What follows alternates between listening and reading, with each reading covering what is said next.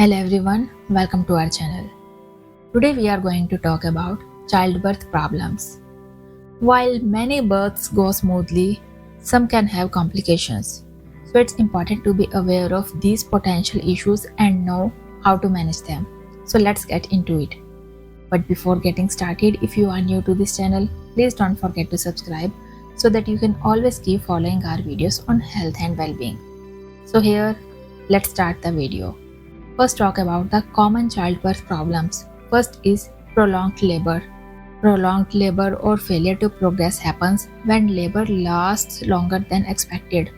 This can be exhausting for the mother and increase the risk of complications. And symptoms of prolonged labor are labor lasting more than 20 hours for first-time mothers and labor lasting more than 14 hours for women who have given birth before. And what are the treatment options? Medications to strengthen contractions, changing positions or walking to help labor progress, and in some cases, a cesarean section may be necessary. Next is breech presentation.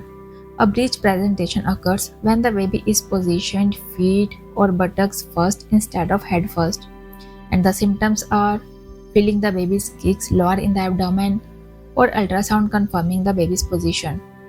And treatment are ECV, a procedure where a doctor tries to turn the baby to a head first position, and if ECV is unsuccessful, a C-section may be recommended. Third is fetal distress. Fetal distress happens when the baby isn't getting enough oxygen during labor, and the symptoms are abnormal fetal heart rate and decreased fetal movement.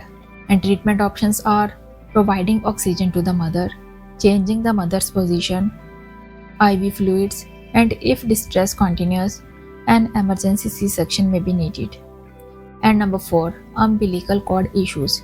Problems with the umbilical cord can include cord prolapse, where the cord is wrapped around the baby's neck, and the symptoms are vesical cord during delivery and abnormal fetal heart rate patterns. And treatment options include an emergency C-section, and for a natural cord, the doctor may try to slip the cord over the baby's head, or if it's too tight, clamp and cut it after birth. And fifth problem is excessive bleeding. Excessive bleeding or postpartum hemorrhage can occur after delivery. This can be life-threatening if not treated promptly. Symptoms are heavy bleeding after birth, drop in blood pressure, and signs of shock such as weakness, confusion, or dizziness. And treatment options are medications to help the uterus contract, blood transfusions, surgery in severe cases, and preventive measures and support. While it's not always possible to prevent childbirth problems, there are ways to reduce the risk and ensure better outcomes. So these are the ways. First is regular prenatal care. Attending all prenatal appointments can help monitor the baby's development and identify potential issues early. Another way is adopt healthy lifestyle. Eating well, staying active, and avoiding harmful substances can contribute to a healthier pregnancy and childbirth. Next is birth plan. Having a birth plan and discussing it with your doctor can prepare you for different scenarios. And having a support system including your partner, family, and a doula or midwife can provide emotional and physical support during labor and delivery. So friends, childbirth can be unpredictable, but being informed about potential problems and knowing how to handle them can make a big difference.